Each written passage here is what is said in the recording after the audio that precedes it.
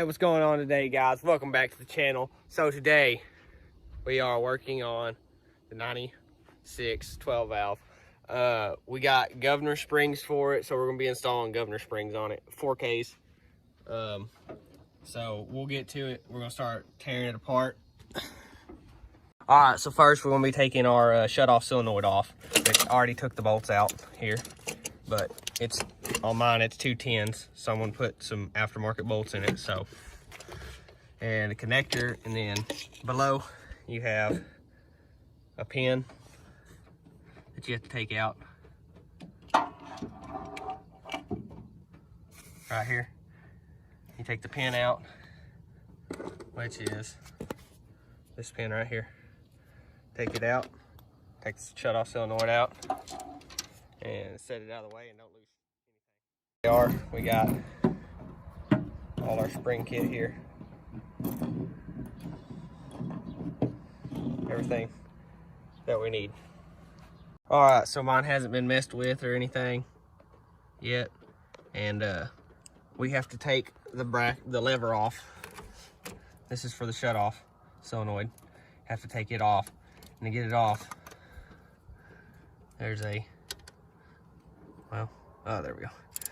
There's a bolt right here that you need to take off. But you gotta be careful with it because there is a key in there for a keyway. And once you take it loose, you gotta catch the keyway coming out of it. So you'll take it loose, which is an 8mm. All right, so I got the lever off. This is the lever. My key is actually rusted on mine, so I can't get it off right now. I might try to get it off so I don't lose it on accident, but this is shut off lever. Set it out of the way. And what we're trying to get to is this right here. That's where your springs are behind there. So you want to, and if it's factory, you got this wire right here. It's a tamper-proof wire they put on there, but you'll have to remove it. So so the tamper-proof wire, I cut it with wire cutters, and then that you just dispose of it properly.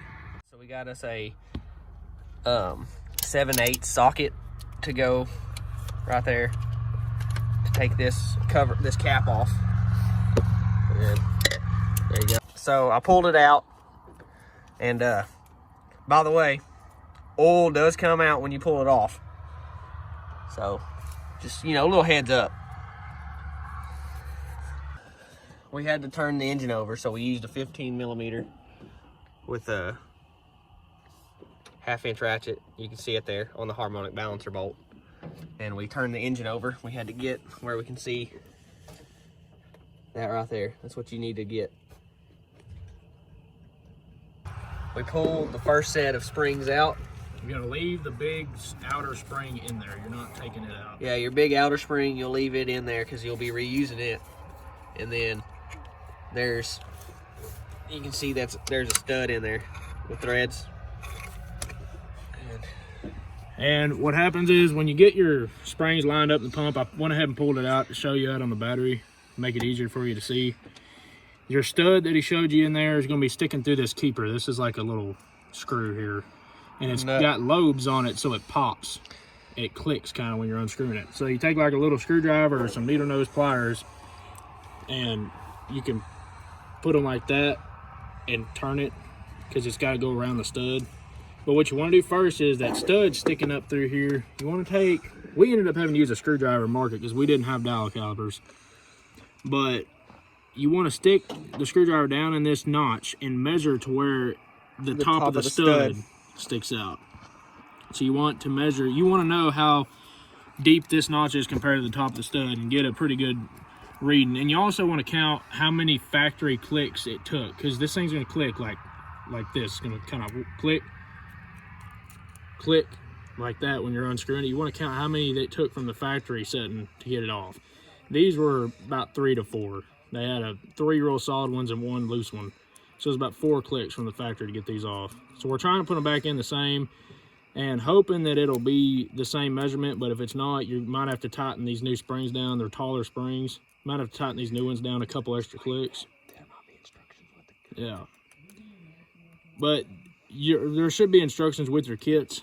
So you want to just follow your instructions in your kit that you get, because every kit's going to be a little different. This kit we got didn't come with instructions, so we're just kind of going by know-how on this. But you really want to make sure and get a measurement from the bottom of this notch to the top of the stud when it's in the truck. Make sure you know, have a point to know where it's the same, because you want to have this stuff the same as it was on the factory, how deep this screw was screwed in. All right, guys, so when you do go ahead and you get your little retaining nut loose, I use a magnet, pencil magnet. You stick that in there. Go ahead and I use a magnet to pull all this stuff out so I don't drop it. That's your first retaining nut. You see the waves on it. It's got these little waves on it here. That's what makes it pop. It's like a camshaft kind of popping around, rides on those lobes. This is your main spring cap. Pull it off. You're going to reuse this. Don't lose any of this stuff. Lay that there. Then I just try to pull maybe the outer spring. Like I said, you're going to leave that big main spring in there. So this is the second biggest spring. Pull it out. Use a magnet if you can get it in there. And some of these springs are going to try to come out together, but I try to pull them out one at a time where I can see what's happening in there. Pull that out, and then your little spring's going to be in there. Pull it out. It's going to come out around the stud like that. And on this truck, most trucks are going to have shims. And the shim is below the little spring, sitting on its pedestal down here. This little pedestal you're seeing here, it's a two-piece pedestal, sits in the bottom of the springs on that stud. And in my kit that I got, the shim comes out. You don't reuse it in the new kit. You see, these pedestals, you want to pull all these out. They're two-piece in here. The new ones they send you are one-piece, like this. The kits I always had, you never use the shims, but read your instructions just to make sure. But when it goes back in, you want to make sure and get all that out around that stud. The only thing around that stud in there you want to leave is the big spring. Everything else should come out. And you'll be reusing it. You're going to reuse your stock cap, but you're going to take your new pedestal they gave you and put it in first. Yeah. All right, guys. So I got that pedestal I was showing you, the new bottom pedestal they send you with the kit. I got it on the stud. I'm going to go ahead and take just like something skinny I can stick in there and shove it kind of all the way to the back where it's supposed to be. I don't use a magnet because it'll be hard to leave it back there. Then you're going to go your next piece, which is going to be your little spring. You want to just go little to smallest on your springs to make it easier. Don't reuse the studs either. So I have the little spring, or I meant don't reuse the shims. I said studs. Just slide it in there at your finger until it hits. Get your next one here, your medium spring. And these kits are 3 and 4K kits, and the way that works is you leave I think it's the smallest spring out. You want to read your instructions and make sure. I think you leave the smallest spring out if you want it to be a 3K kit, but most people are going to do a 4K. But you need to read your instructions to know all that for sure. Big spring. We have the second biggest spring going in there. Like I said, we just left that big one you see in there. Left it in there from the factory. And we got them in there the way they need to be. I'm going to go ahead and get the stock retaining cap now.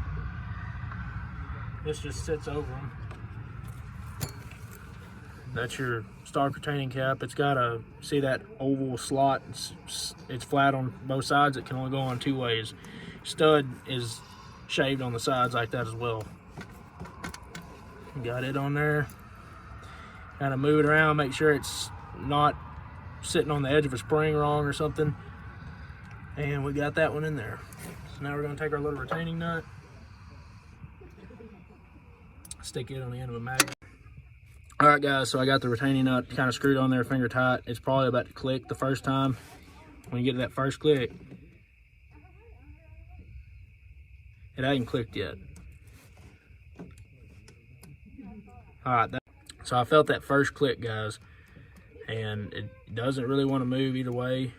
Just kind of, it has that slack in there, but when it gets tension, it stops. That was the first click. Our other spring, where it did, we ended up having to go 5 clicks in, I think, to get it to the stock measurement on that stud. So we want to make sure this is the same amount of clicks as the other one. So you can do a couple with your fingers.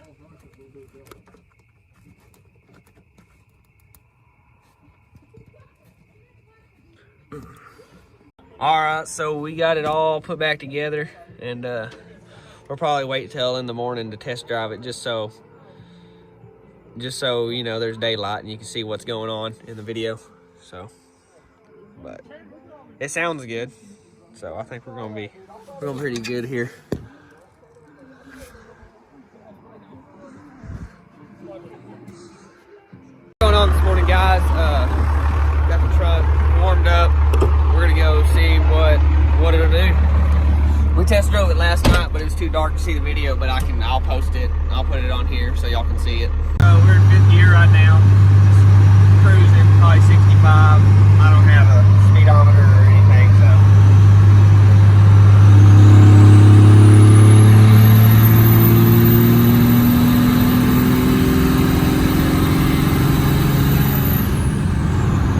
Not too bad now. Probably hit about 90.